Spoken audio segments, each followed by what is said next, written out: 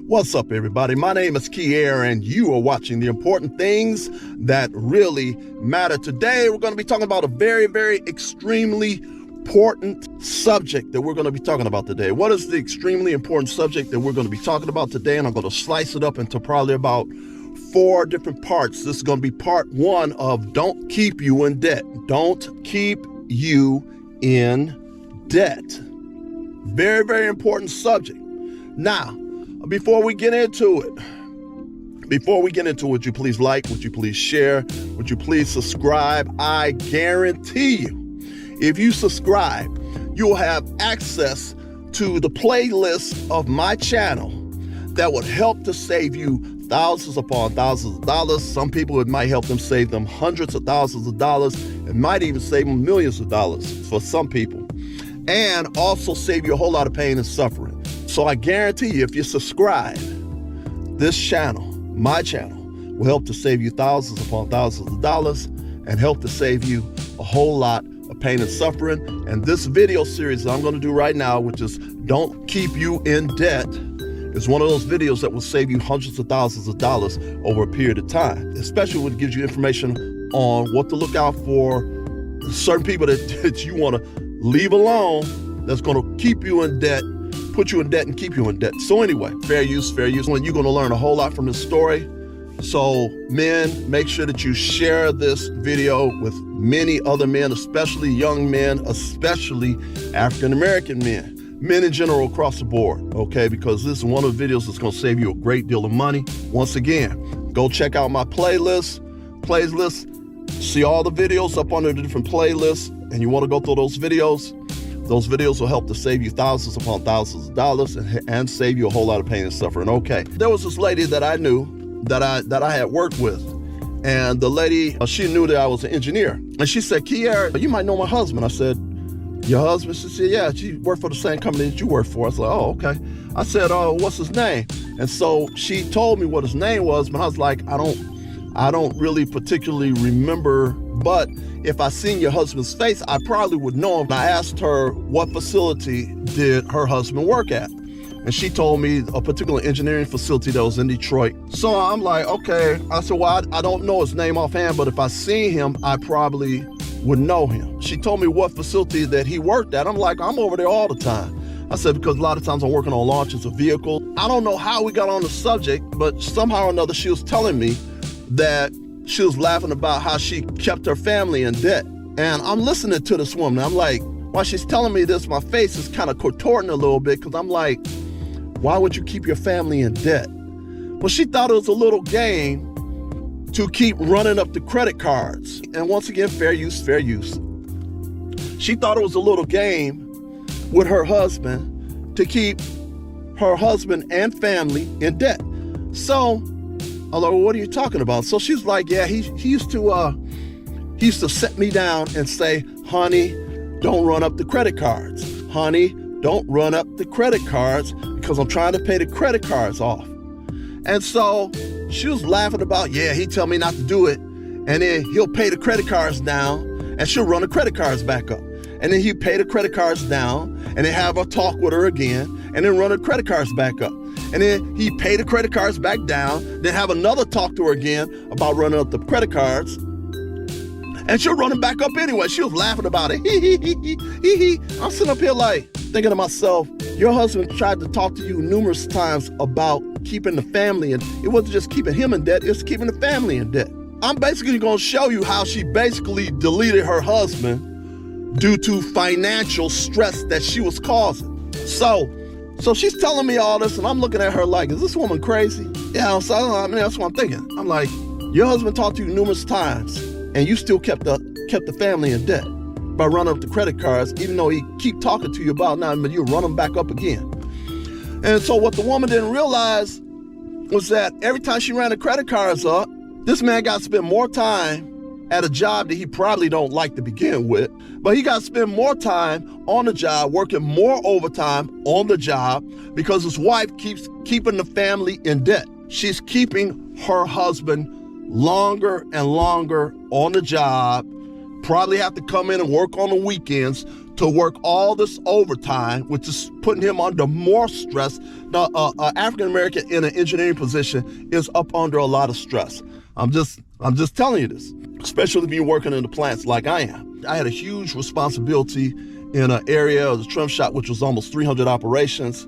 And then in addition to trying to keep up with day-to-day activities on the plant floor, part of my job was go to the engineering facilities and help familiarize myself with all the engineering problems and help them to resolve whatever engineering problems that they had at what they call pilot vehicles, okay?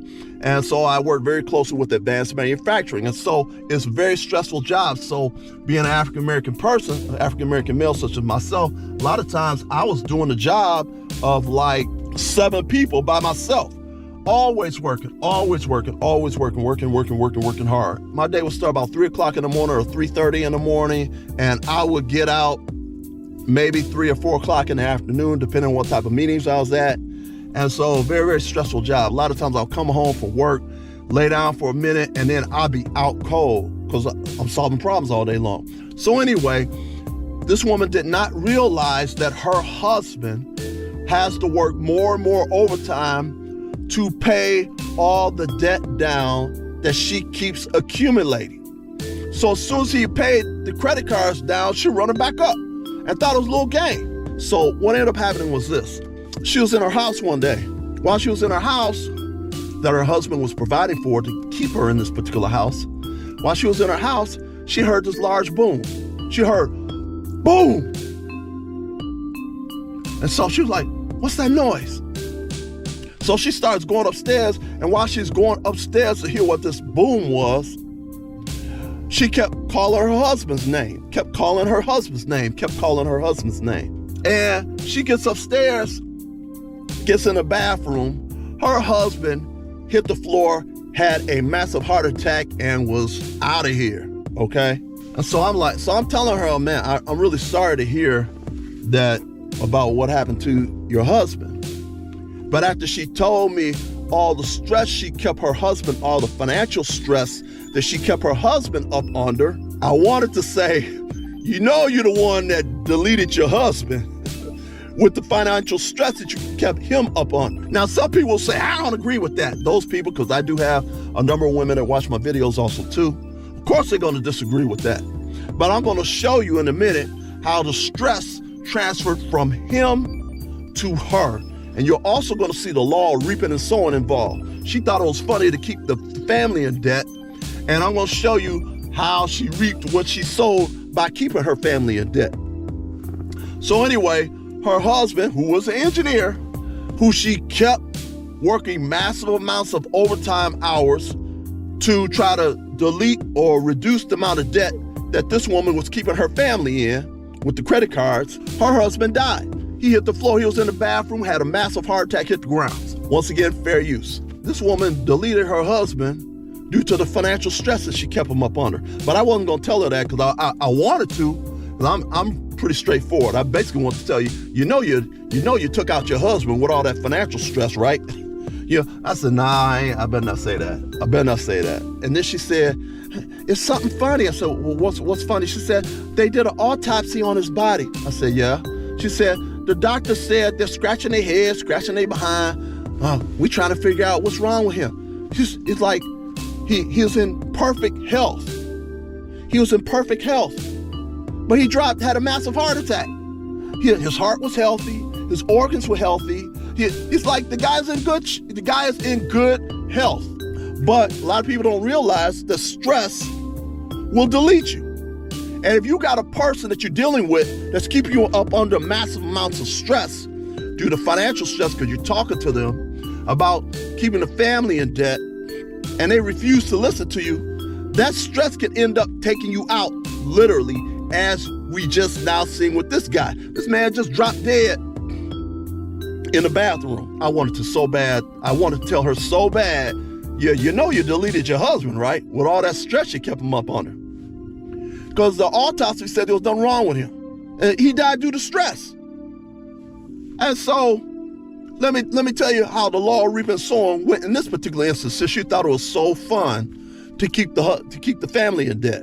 And so, I explained it to her. I said, do you know something? She said, what? I said, do you know what your husband was trying to do? She's like, what? I said, your husband was trying to pay all the debts down. And then after he pays all the debts down, he would have more money. He will have more money coming in to make investments because all of the debts are gotten rid of. I said, do you understand what I'm saying? I said, your husband was trying to get all the debts down so he can make investments so that there's even more money coming in so that you pretty much could almost spend whatever you want to spend and it won't necessarily affect the family because you got so much residual income coming in from other places other than his job. She's like, yeah, I shouldn't have done that. I shouldn't have kept running up all the credit cards. I'm like, this is what your husband was trying to do. I know, I'm an engineer. This is the way we think.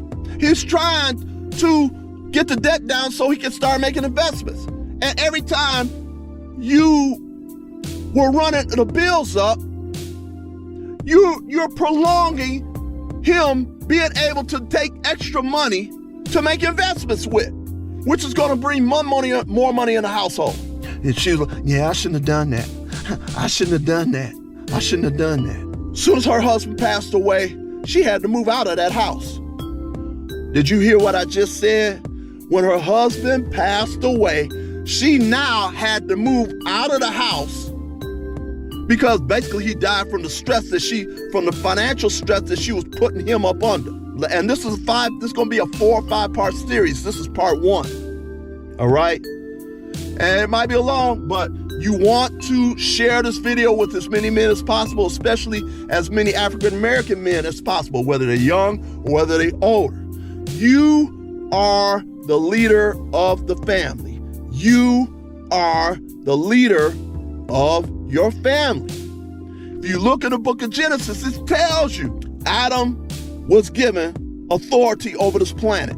Adam was given authority over this planet. That means he was the leader. He basically was the God of this world, really. And the wife that he was given to him, which was Eve, was given to him to be a helpmate to him. So you are required by God Almighty to be the leader in your household.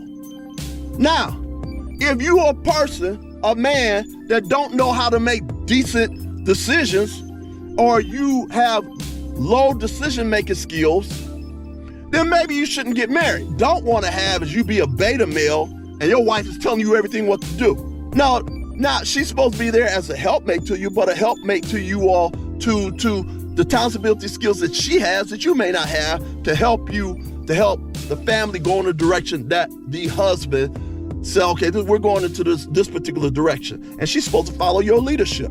You see that in the book of Genesis. If something's out of order in your family, whether it's your kids out of order, whether it's your wife out of order, whatever that's out of order in your family, you being a man is supposed to get everything back in order because you are the one that has to stand before God to give account for what you did in your family and what you did on this earth.